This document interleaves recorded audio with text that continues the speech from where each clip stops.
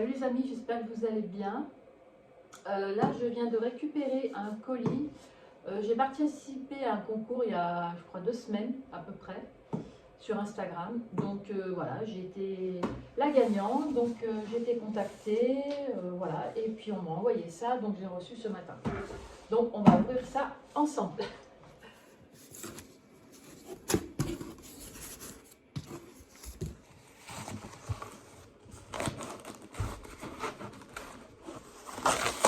En tout cas, c'est très bien emballé.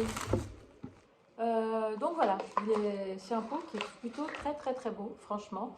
Il a une très longue ficelle. Enfin, c'est pas une ficelle, hein, c'est un genre de métal, mais c'est costaud. Et le pot par lui-même, il est vraiment lourd. Et puis il est bien large, hein, vous voyez. Il est quand même plutôt bien large. Non mais ça fait une belle potée, hein. Et puis on a un crochet, il faut bien ça, hein, pour le tenir, parce qu'il est lourd. Une bonne vis, et puis voilà, c'est parti, quoi. Donc je vais voir laquelle je vais mettre, quelle plante je vais pouvoir installer. Mais franchement, il est très beau. Magnifique.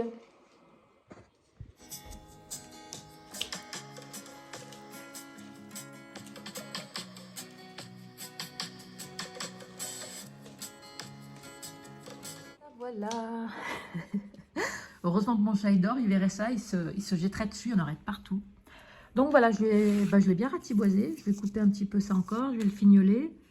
Et puis enlever les petites feuilles qui sont dans le pot, comme ça, j'aime bien que ça soit net. Voilà. Et puis il repartira au printemps.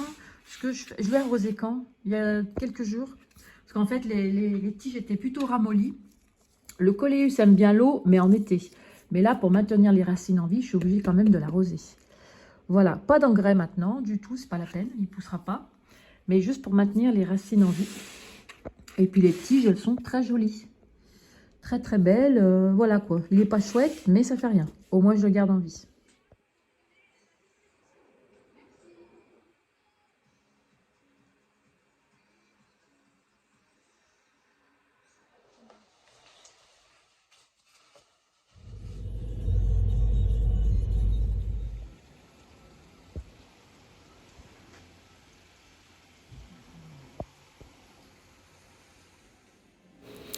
Donc voilà, c'était juste une petite balade, comme je l'ai indiqué.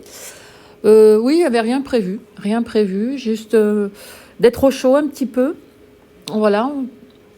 Et puis regarder ce qu'il y avait de nouveau ou pas.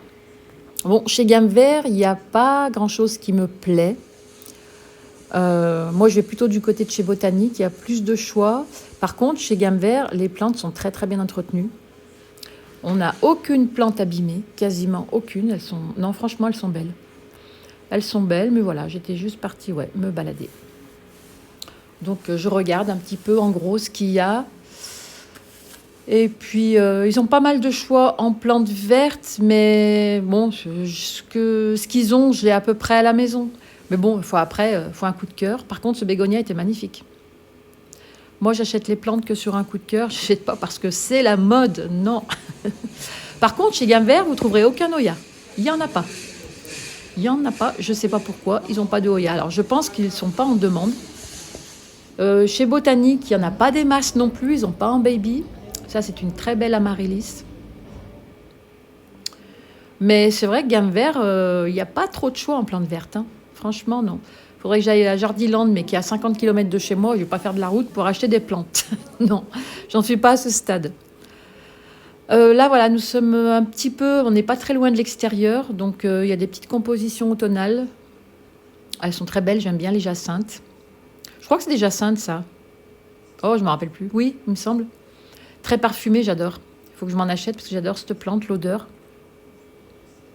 Elles sont magnifiques. Et puis là, nous avons le coin des azalées. Des cyclamènes. Pourquoi des azalées? Super belle potée. Alors celle-là, c'est de très grosses potées. Les fleurs sont juste grandioses. Oh, elles sont magnifiques. Et puis là, nous étions côté extérieur. Donc rien de spécial, que des sapins. Des sapins. Le petit coin orchidée, celui-là, je ne le loupe jamais. Je pensais trouver des vandas, parce que l'autre jour, j'en ai vu, ils en avaient sur les chariots, et j'en ai pas vu. Donc soit elles sont vite parties, Ou alors ça part pas trop bien parce que c'est pas donné. C'est une plante qui est très chère. Et puis là, voilà, à l'extérieur, ils ont un petit coin donc où ils ont leur carpe-koi. Je les trouve vraiment très belles. Elles sont même énormes. Je pense qu'elles attendaient à manger parce que quand elles m'ont vu arriver, elles sont vite venues. Puis quand elles ont vu que je donnais rien, et ben voilà, elles sont reparties. Elles sont vraiment belles, hein. C'est des beaux morceaux. Souvent, je m'arrête, je les regarde quand je sors de chez Gamme Vert. J'aime beaucoup. J'aime beaucoup.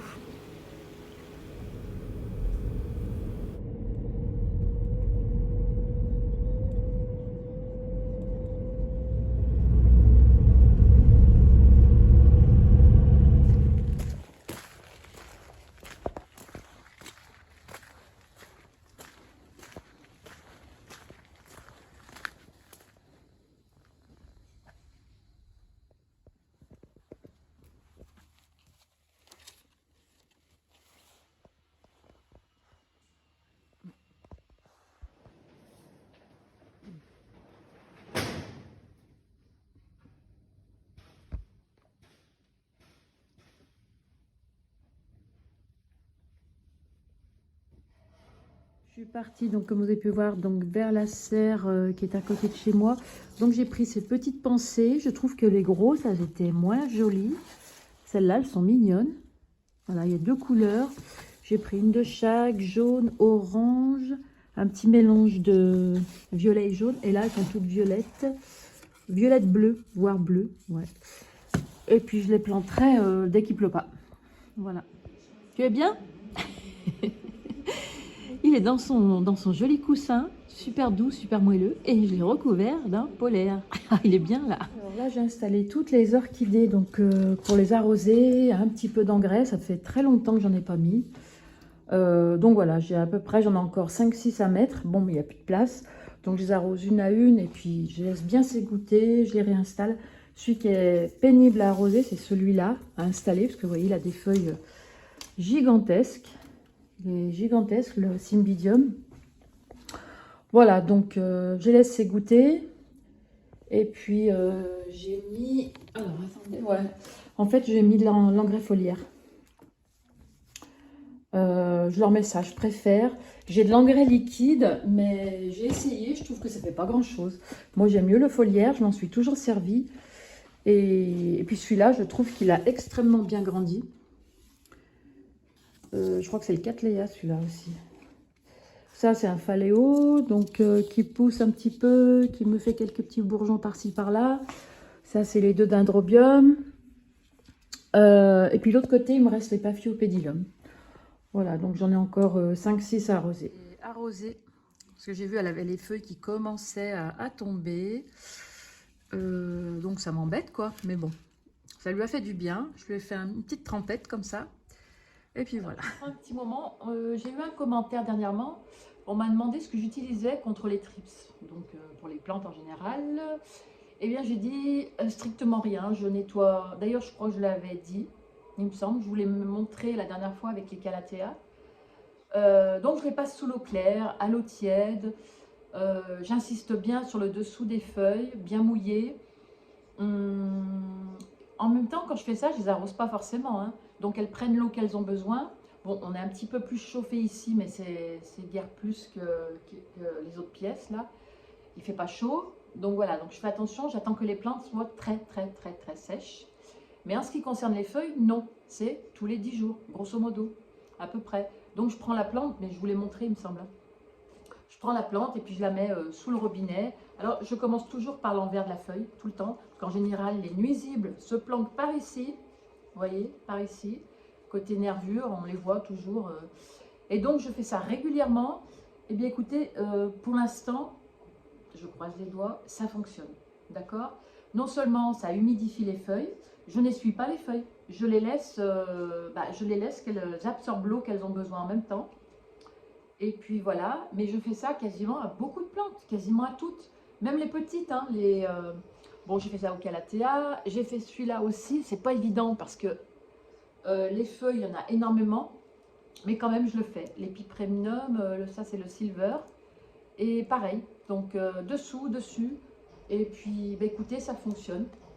Voilà, il a même bien poussé. Et j'attends par contre, alors c'est pas pour ça que je l'arrose, mais en mouillant les feuilles, bah, il absorbe l'humidité qu'il a besoin, tout simplement. Donc voilà, et je fais ça avec les orchidées, les alocassias. Je fais ça avec la plupart des plantes. Les grosses plantes, alors par contre, les grosses plantes, quand j'ai la flemme, parce qu'elle est un peu lourde aussi, donc je prends un petit tupperware, de l'eau tiède toujours, je mets un petit peu d'engrais foliaire à l'intérieur, la microfibre, et là je nettoie les feuilles, sans dessus-dessous. J'insiste bien parce que les feuilles sont plus grosses. Et puis voilà, donc voilà, moi c'est mon conseil, et personnellement, chez moi ça fonctionne bien. Donc je disais, avec tout le monde, les orchidées pour les cochenilles, pareil, je les trempe dans l'eau aussi. Donc quand il y a le terreau, c'est pas pratique, quand il y a de la sphagne, c'est nickel. Je les enlève de la sphagne, je nettoie les racines et les feuilles, et puis voilà, et puis après je laisse un peu tremper la sphagne, ou au pire des cas je la jette, je la renouvelle, et puis c'est tout. Voilà, c'était simplement pour répondre à un commentaire, j'espère que ça vous aura aidé. J'ai aussi la tige de... Bah, c'est des boutures. Alors, je vais devoir la rempoter et couper ce qu'il y a de mort. Voilà, ça a brûlé carrément. Les autres, ça va, mais elle s'est déracinée, celle-ci. Donc, je sais pas ce que j'ai foutu. J'ai dû les bouger et puis je l'ai pas vu. Et voilà, du coup, ça s'est séché. Donc, on va couper ça. Elle a de belles racines. Donc, voilà, on va couper la partie qui est sèche. Et puis, je vais... Voilà. Et puis, je vais replanter ce morceau. J'ai fait un petit trou et j'ai mis les racines qui étaient plutôt grosses. Mais je vais pas l'arroser aujourd'hui parce que je l'ai arrosé il y a pas longtemps. Donc là, après, j'ai peur que ça pourrisse. Donc, je laisse je laisse installer les racines tranquilles. Et puis lui, je laisse tranquille aussi. Voilà, ça va, elles ont quand même bien pris. Elles ont bien pris. Voilà, lui, par contre, ne sera pas en fleurs vu qu'il était... Ce sont que des boutures. On verra l'année prochaine. Là, je suis vers les cactus. Alors, j'ai commencé à monter ceux qui avaient besoin d'eau. Elle, non, ça va. En haut, ça va aussi. Bon, celui-là, c'est pas la peine, le Forbe. Ils sont bien costauds. Ils n'ont pas besoin d'eau en hiver. Enfin, ça dépend. Ça dépend. Si je sens que c'est bien mou, mais là, non. Pas lui, en général, je ne l'arrose pas de l'hiver. C'est que les petits. Les petits, voir ceux-là. Même celui-là, on dirait qu'il avait des cochenilles. Je voyais des petits trucs blancs. Oui. Ouais, il faut que je fasse gaffe. Il faut que je prenne un coton-tige. Je m'occupe d'eux. Donc ça, je vais un petit peu l'éloigner au cas où. Ce petit Forbia, il a bien poussé. Les tiges ont grandi. Vous voyez, là, le flash, il s'allume automatiquement. Il fait tellement sombre en ce moment. Il fait gris, il pleut.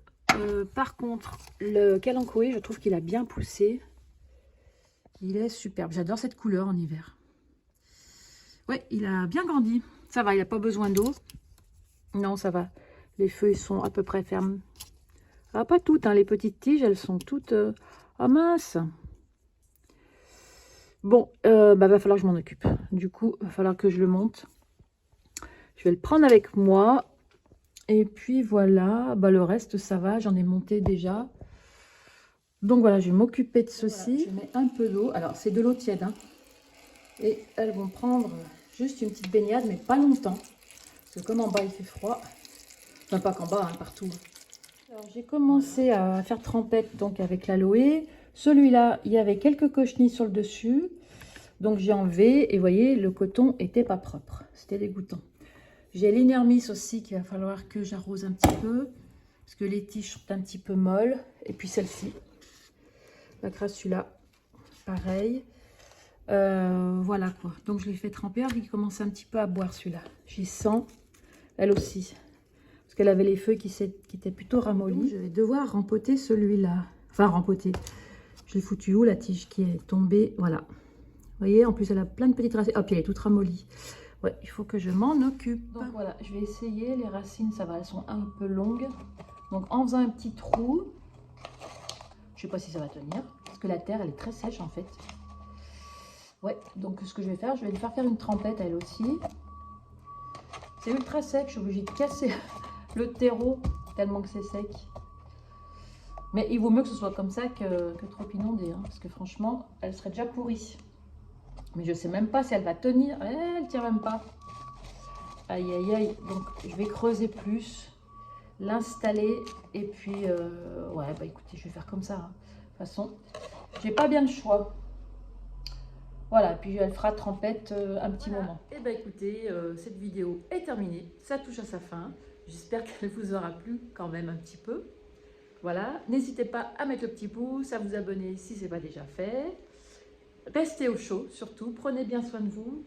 Couvrez-vous bien parce qu'il y a la grippe qui ne va pas tarder, les rhumes, enfin tout, bref, quoi, tous les virus, les sales virus qui arrivent. Et puis je vous dis à très vite pour une prochaine. Allez, ciao!